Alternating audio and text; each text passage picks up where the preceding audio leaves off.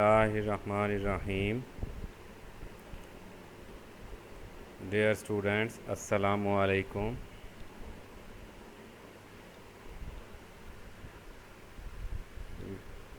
मैं हूं आपका टीचर मोहम्मद रियाज, लेक्चर नंबर 18 के साथ।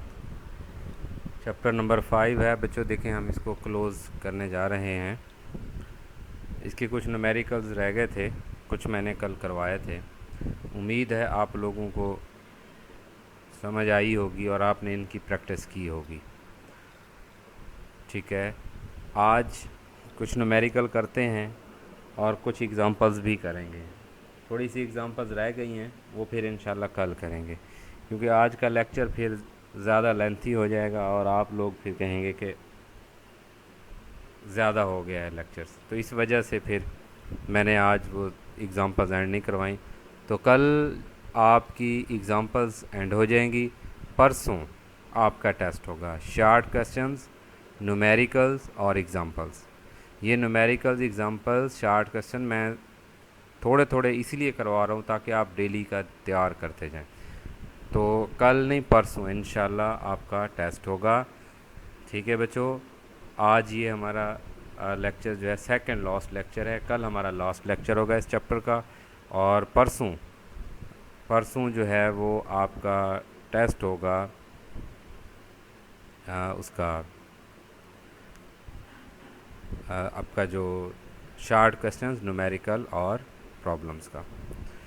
जी, आज हम शुरू करते हैं। देखें, हमारे पास ये 7 तक हमने कल किए थे। 8 देखें, 8 नंबर 8 है न्यूमेरिकल।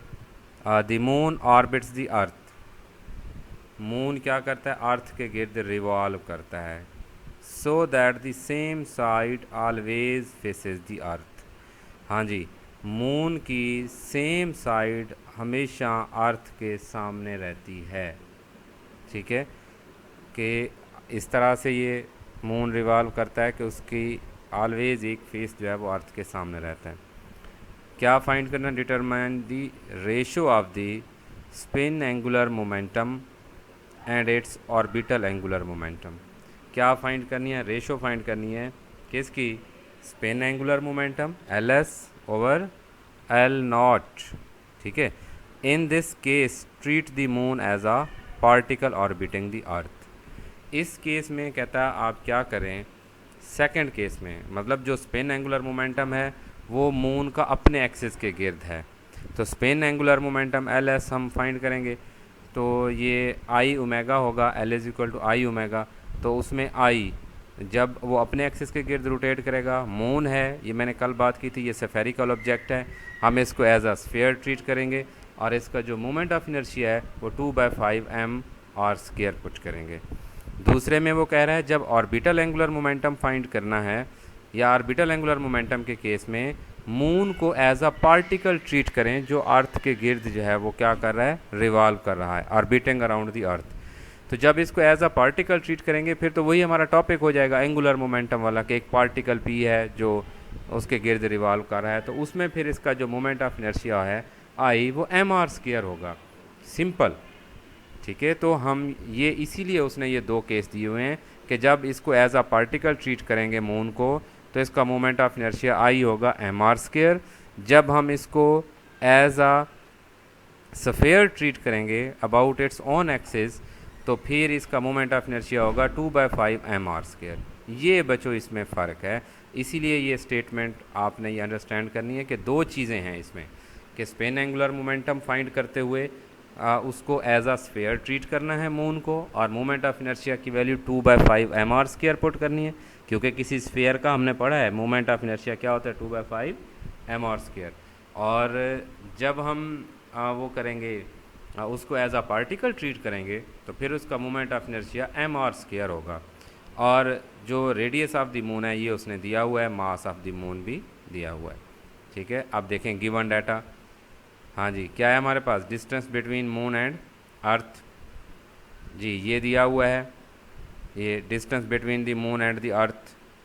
तो ये कितना है? आर नॉट 3.85 10⁸ मीटर, और रेडियस ऑफ द मून दिया हुआ है। ठीक है, तो रेडियस ऑफ मून ये क्या है? 1.74 10⁻⁶. We have to find ratio of spin angular momentum over orbital angular momentum. यही उसने कहा है ना, spin angular momentum and its orbital angular momentum. ठीक है बच्चों, तो spin angular momentum को क्या शो करते हैं, ls, और ऑर्बिटल को एल नॉट से, तो L S over L naught ये हमने फाइंड करना है. ठीक है जी. हाँ जी, नेक्स्ट देखें. Calculation the spin angular momentum of moon about its axis L S. L is equal to क्या होता है, आई ओमेगा. तो स्पिन के लिए एल एस लिख दिया, आई के लिए एस लिख दिया. तो जब स्पिन मोशन है, मैंने कहा moon as a sphere treat होगा, तो उसका मोमेंट ऑफ इनर्शिया क्या होगा, 2/5 एम और स्केयर. यही वैल्यू यहाँ पे पुट कर दी, 2/5 एम आर स्केयर और ओमेगा. उसके बाद orbital angular momentum is given by L naught is equal to I naught omega. ठीक है. अब ओमेगा दोनों केसेस में सेम होगा, क्योंकि वो कहता है कि मून इस तरह से स्पिन कर रहा है कि उसका सेम फेस अर्थ के रेस्पेक्ट मूव करता है. इसका मतलब ओमेगा जो है स्पिन मोशन के केस में और ऑर्बिटल मोशन के केस में ये सेम होगा. ठीक है जी. तो जो मोमेंट ऑफ इनर्शिया है ऑर्बिटल के केस में वो एम आर स्केयर होता है, तो एम और नॉट मीन ऑर्बिटल, इसका स्केयर. ठीक है. इन दोनों इक्वेशंस को क्या करें, हम रेशो ले लें, L S over L naught, ये आ जाएगा 2/5 M R S square over omega, M R naught square over omega. ठीक है. तो ये 2/5 है, ये 5 नीचे आ जाएगा, एम से कैंसिल हो जाएगा, तो R S square over R naught square omega से कैंसिल हो जाएगा. ये ओमेगा भी कैंसिल हो गया, मास ऑफ द मून ऊपर भी है नीचे भी है, ये तो वही रहेगा ना, चाहे ऑर्बिटल है या स्पिन है, मास ऑफ द मून वो तो नहीं चेंज होगा. तो इसलिए एम ये कैंसिल हो गया, ओमेगा सेम है क्योंकि उसने कहा कि सेम फेस ऑलवेज अर्थ के सामने रहता है, तो ये ओमेगा भी सेम हो गया, स्पिन का भी और ऑर्बिटल का, ये भी कैंसिल हो गया. तो ये 2/5 आर एस स्केयर ओवर. तो ये देखें जो वैल्यूज़ पुट कर देंगे, तो ये डिस्टेंस बिटवीन अर्थ और मून जो है वो आर नॉट के लिए यूज़ कर लेंगे, और जो उसका अपना रेडियस है वो मून का वो आर के लिए होगा कि जब वो अपने एक्सिस के गिर्द स्पिन कर रहा है. तो ये वैल्यूज़ पुट की, कैलकुलेट किया, तो ये 8.2 10⁻⁻6 आ जाएगा. और इसका कोई यूनिट नहीं होगा क्योंकि रेशो है सेम के दरमियान, L S over L naught. Angular momentum ही हैं दोनों, चाहे ऑर्बिटल हो या स्पिन हो, तो सेम चीज़ है, तो रेशो ऊपर नीचे कैंसिल हो जाएंगे, इसलिए इसके साथ कोई यूनिट नहीं लिखा. ठीक है बच्चों जी. नेक्स्ट देखें, 9 है और ये बड़ा इंपॉर्टेंट न्यूमेरिकल है बच्चों. क्या कहता है, कहता है the earth rotates on its axis once a day. Earth क्या करती है, अपने एक्सिस के गिर्द चक्कर लगाती है एक दिन में, वंस अ डे. ठीक है. वंस अ डे का मतलब क्या है, एक दिन में अर्थ जो है वो अपने एक्सिस के गिर्द चक्कर लगाती है. ठीक है. Suppose by some process the earth contract so that its radius is only half as large as at present. कहता है किसी एक्सटर्नल प्रोसेस के थ्रू हम क्या करें, अर्थ को कॉन्ट्रैक्ट कर दें, मतलब अर्थ का जो साइज़ है वो कॉन्ट्रैक्ट हो जाए, बाहर से आप उसको प्रेस करें किसी भी एक्सटर्नल प्रोसेस से, तो वो अर्थ मतलब शार्ट हो जाए. जैसे एक फुटबॉल है और एक क्रिकेट बॉल है, पहले लाइक का फुटबॉल थी, ठीक है, फिर आपने एक्सटर्नल प्रोसेस से कॉन्ट्रैक्ट किया, अब वो लाइक का क्रिकेट बॉल, अब वो छोटी हो गई है. तो छोटी कितनी हुई है कि उसका रेडियस पहले की निस्बत हाफ हो गया है. कितनी कॉन्ट्रैक्ट हुई है कि उसका रेडियस वो कहता है only half as large as at present, कि जो मौजूदा रेडियस था उससे वो हाफ हो गया. How fast will it be rotating then. अब कहता है वो उसका जो रेट ऑफ रोटेशन है उस पर क्या फ़र्क पड़ेगा, मतलब कितने टाइम में अब वो चक्कर कंप्लीट करेगी. जो 24 आवर्स में कंप्लीट कर रही थी, 1 डे में कंप्लीट कर रही थी, अब कितने अरसे में कंप्लीट करेगी. अब आप देखें angular momentum, by law of conservation of angular momentum हम इस पे अप्लाई करेंगे बच्चों. तो L is equal to I omega है. अच्छा, अगर इसका रेडियस कम हुआ है तो इसका मतलब मोमेंट ऑफ इनर्शिया डिक्रीज़ हुआ है, तो करस्पॉन्डिंग जो एंगुलर वेलोसिटी है वो बढ़ जाएगी. जब एंगुलर वेलोसिटी बढ़ेगी, रेट ऑफ रोटेशन बढ़ेगा, तो टाइम पीरियड यकीनन क्या हो जाएगा, रिड्यूस हो जाएगा. कितना क्या हो जाएगा, रिड्यूस हो जाएगा. कितना रिड्यूस होगा, न्यू वैल्यू क्या होगी, अब हम ये देखते हैं, ठीक है जी। हाँ जी, नेक्स्ट देखें तो क्या है, टाइम पीरियड। गिवन डाटा हमारे पास क्या है, टाइम पीरियड T1, जो इनिशियल टाइम पीरियड है उसको TI कह सकते हैं, T1 कह सकते हैं। तो वो कितना है, 1 डे या 24 आवर्स। मोमेंट ऑफ इनर्शिया क्या होगा, 2/5 mr², क्योंकि मून क्या है, सॉरी अर्थ क्या है, स्फीयर है ना। तो किसी भी स्फीयर का जो मोमेंट ऑफ इनर्शिया होता है वो 2/5 mr² होता है, ठीक है। तो हमने ये रेडियस की वैल्यू पुट कर दी 2/5 mr² या R1 कह लें या उसको R कह लें, पहला जो रेडियस है। हाँ जी, ओरिजिनल रेडियस जो है उसको R1 को हमने R कह दिया, तो क्या हो जाएगा 2/5 mr²। अब रेडियस आफ्टर कॉन्ट्रैक्शन वो R2 होगा, तो R2 जो है वो R1/2 होगा या 1/2 R के इक्वल होगा। अब इसका मोमेंट ऑफ इनर्शिया I2 जो है वो लेंगे तो 2/5 mr² का स्क्वायर, ये 2/5 mr² की वैल्यू क्या है 1/2 R, तो ये R/2 है, तो ये R²/4 हो जाएगा, ठीक है। R²/4, या इसको जर्नल अभी रहने दें, ठीक है जी। यहाँ ये बात समझ आ गई। ये एक पॉइंट था जो ऊपर उसने दिया था कि रेडियस हाफ हो जाएगा, तो न्यू रेडियस को हमने हाफ ऑफ ओरिजिनल रेडियस लिया है कि R/2, ये देखें ये वैल्यू, ये R/2 ले लिए। अब क्या होगा, new period of rotation after contraction, कि जब कॉन्ट्रैक्ट हो गई है तो अब उसको कितना टाइम लगेगा T2, वो हमने फाइंड करना है, ठीक है। तो bye law of conservation of angular momentum I1 ω1 किसके इक्वल होता है, I2 ω2। I1 ω1 is equal to I2 ω2। ये था ना law of conservation of angular momentum. हाँ जी, अब ω1 ओवर ω2 इज इक्वल टू क्या हो जाएगा, I2 ओवर I1। अब ओमेगा 2π/T होता है, तो ω1 होगा 2π/T1, ω2 होगा 2π/T2। यही वैल्यूज़ पुट कर दें तो 2π/T1 2π/T2 is equal to, हाँ जी, तो first moment of inertia I2 किसके इक्वल होगा 2/5 mr² का स्क्वायर, ये देखें ये I2, ठीक है, 2/5 mr² इसका स्क्वायर, ये वही वैल्यू पुट कर दिए। ओरिजिनल क्या था हमारे पास 2/5 mr²। अब आप देखें इस इक्वेशन में 2/5m ऊपर भी है नीचे भी है, ये इससे कैंसिल हो जाएगा, 2π से कैंसिल हो जाएगा, T2 नीचे है, ये ऊपर चला जाएगा, T1 नीचे आ जाएगा। तो इक्वेशन क्या बन जाएगी, T2/T1 इज़ इक्वल टू, ये R का स्क्वायर बाय 4 आएगा, 4 नीचे आ जाएगा, R² से कैंसिल हो जाएगा, तो ये बचेगा 1/4, ठीक है। तो T2/T1 इज इक्वल टू क्या आ जाएगा 1/4। हमने T2 फाइंड करना है, T1 इधर आके मल्टीप्लाई हो जाएगा, तो T1 डिवाइडेड बाय 4। T1 कितना है, टाइम पीरियड उसने दिया हुआ है 24 आवर्स, तो आप इसको पुट कर देंगे 24 डिवाइडेड बाय 4, सॉरी ये गलत हो गया है, ये कैलकुलेशन, ये ज़रा मिस्टेक है इसमें, ठीक है, इसको आप बच्चों ज़रा गौर करेंगे। हाँ जी, ये बच्चों ये थोड़ी सी मिस्टेक हो गई है, इसको आप ख्याल करेंगे। T2 इज इक्वल टू क्या होगा T1/4, तो T1 कितना है 24/4 करेंगे तो ये 6 आ जाएगा, ठीक है। तो hence earth would complete its 1 rotation in 6 hours, ठीक है। तो ये 6 आवर्स में अपना चक्कर कंप्लीट करेगी। मीन कि अगर रेडियस हाफ हुआ है तो टाइम पीरियड 1/4 हो जाएगा, ये देखें 1/4 न्यू टाइम पीरियड।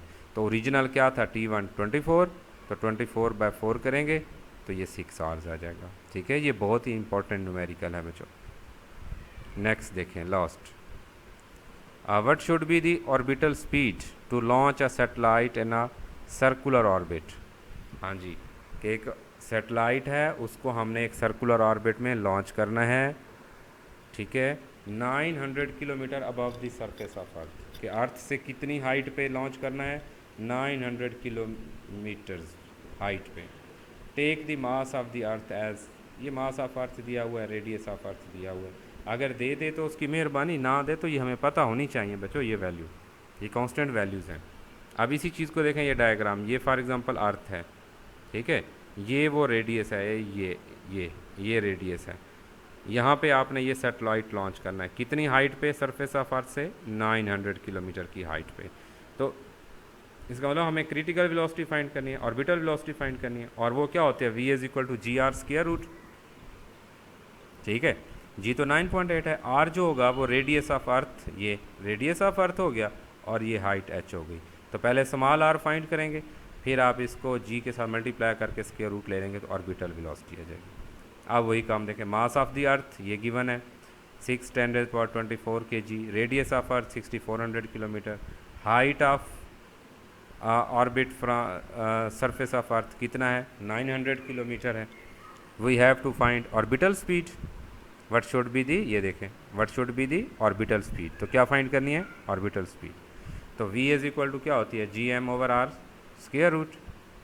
ठीक है, ये ऑर्बिटल स्पीड का फार्मूला पढ़ा था हमने, पढ़ा था ना। तो आर किसके इक्वल पढ़ा था अभी? Radius of earth plus H के। हाँ जी, तो आर की वैल्यू क्या आएगी? R plus H.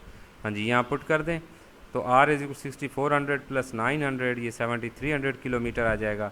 7300 किलो है तो 10⁻³ आ जाएगा। अब जी ग्रेविटेशनल कांस्टेंट है, M mass of the earth है, और आर ये रेडियस ऑफ है अर्थ। ये सारी वैल्यूज़ पुट करेंगे तो 7.4 किलोमीटर पर सेकेंड, ये क्या आ जाएगी? Orbital speed. ठीक है, ये हमने ऑर्बिटल स्पीड फाइंड करनी थी कि अगर अर्थ से 900 किलोमीटर की हाइट पे एक सैटेलाइट को लॉन्च करना हो सरफेस ऑफ अर्थ से, तो कितनी ऑर्बिटल वेलोसिटी होनी चाहिए। तो मैंने बच्चों ये बात पहले भी थ्योरी में की थी कि जब हम एक्यूरेट कहीं बात करेंगे तो फिर हम रेडियस जो लिया करेंगे वो radius of earth plus height लेंगे। ठीक है, वो कैपिटल आर प्लस एच होगा। तो ये जो 900 है ये बेसिकली हाइट है, एच है। ठीक है, तो हमने पहले स्मॉल आर फाइंड कर लिया, फिर उसको पुट करके हमने ऑर्बिटल इसकी स्पीड फाइंड कर ली। नेक्स्ट देखें जी, इसके साथ हमारे ये न्यूमेरिकल एंड हुए। अब एग्जांपल्स हैं, चलें ये एग्जांपल्स जो है वैसे तो ये भी आपके पास सॉल्व्ड हैं, आसान है, न्यूमेरिकल अगर हो गए तो ये भी हो जाएंगी। चलें मैं इनको रिवाइज़ फिर भी करवा रहा हूँ।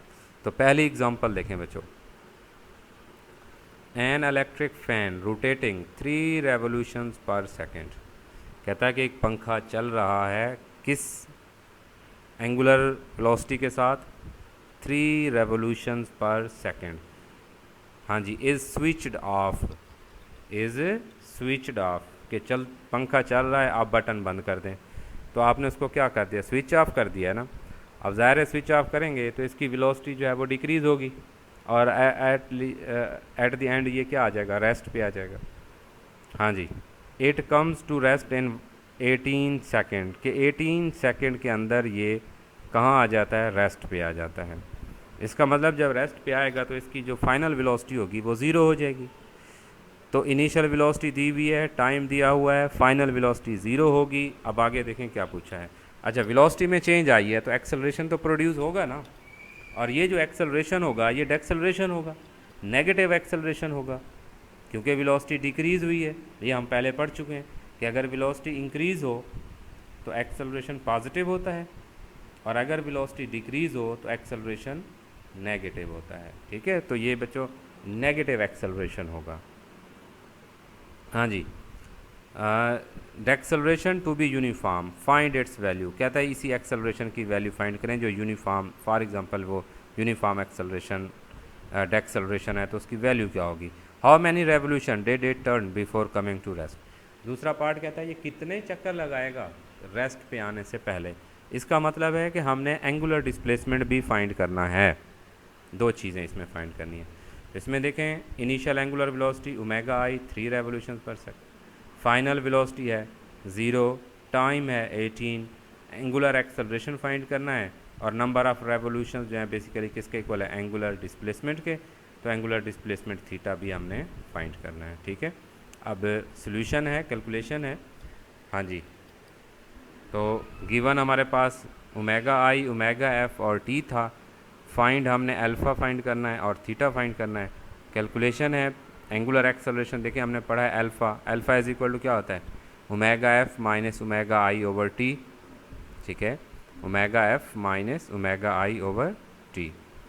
तो इसको वैल्यूज़ पुट करें तो क्या आएगा, ओमेगा F0, ओमेगा I3 और ये 18, तो ये आ जाएगा नेगेटिव साइन के साथ -1.67 रेवोल्यूशन पर सेकेंड स्क्वायर। हमने इसको डिग्री में या रेडियन में नहीं चेंज किया, रेडियन में, तो आंसर भी रेवोल्यूशन में दे दें। अब बुक में उसने रेवोल्यूशन में आंसर दिया हुआ है तो हमने इसलिए इसको चेंज नहीं किया। अगर ऊपर रेडियन में आप उसको चेंज कर लें तो आंसर को भी रेडियन में चेंज कर सकते थे। तो अल्फ़ा आ गया। उसके बाद है जी थीटा, एंगुलर डिस्प्लेसमेंट, वो क्या होगा, omega I t plus half of alpha T square. अब ओमेगा I3 है, ये 18 है, अल्फ़ा ये है इंटू टी स्क्वायर, इसको आप सॉल्व करेंगे, ये आ जाएगा जी 27 रेवोल्यूशन अप्रॉक्सीमेटली। ठीक है, इसका मतलब आप देखें, इसको भी रेडियन की बजाय रेवोल्यूशन में हमने यूनिट लिख दी है, क्योंकि सारी कैलकुलेशन ही रेवोल्यूशन में जब हो रही है तो इसको भी रेवोल्यूशन में आंसर लिख दिया। ठीक है बच्चों, तो ये भी इम्पोर्टेंट है, छोटा सा न्यूमेरिकल है, एग्जांपल है, अक्सर एग्जांपल्स भी आती हैं पेपर्स में। नेक्स्ट देखें जी, एग्जांपल नंबर 2 क्या है, अ कार 1000 kg कार। हाँ जी, कार है ये 1000 kg, kg किस चीज़ का यूनिट है, मास का। इसका मतलब मास ऑफ द कार है, तो क्या लिखेंगे, mass of the car m is equal to 1000 kg, is turning round a corner at 10 metre per second as it travels along an arc of a circle. अब इसकी जो स्पीड है वो कितनी है, हाँ जी, इसकी उस पर 10 मीटर पर सेकेंड है वेलोसिटी ऑफ द कार। ठीक है, v 10 मीटर पर सेकेंड हो गया। If the radius of the circular path is 10 metre, circular path का जो रेडियस है r वो कितना है, 10 मीटर है। How large a force must be exerted by pavement on the tyre, ये पाथ की वो बात कर रहा है कि टायर पे वो जो पाथ है वो कितनी फोर्स एग्जर्ट करे to hold the car in the circular path, कि कार जो है वो सर्कुलर पाथ पे ही रहे, तो उस पे टायर्स को जो सेंट्रीपिटल फोर्स प्रोवाइड होती है, फ्रिक्शनल फोर्स जो अफेक्ट से, तो वो कितनी सेंट्रीपिटल फोर्स होनी चाहिए। मतलब है we have to find centripetal force. तो मास दिया हुआ है 1000 kg है, वेलोसिटी 10 है, रेडियस ऑफ द पाथ 10 है, we have to find F, centripetal force, force required FC। ठीक है, FC फाइंड करना है। तो FC इज इक्वल टू क्या होता है, mv स्क्वायर ओवर r।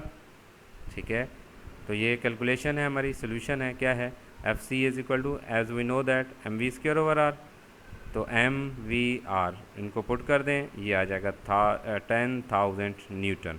अगर आप उसको स्टैंडर्ड फॉर्म में लिखें तो 4 स्टेप हैं, 1 2 3 4, तो ये आ जाएगा 1×10⁴ न्यूटन। तो ये इतनी सेंट्रीपिटल फोर्स जो है वो रिक्वायर्ड है।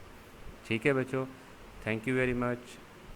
कल इंशाल्लाह इनको एग्ज़ाम्पल्स को हम ख़त्म करेंगे, और एक दफ़ा फिर याद रखिएगा कि परसों आपका फिर टेस्ट होगा एग्ज़ाम्पल्स, न्यूमेरिकल्स और शॉर्ट क्वेश्चंस का।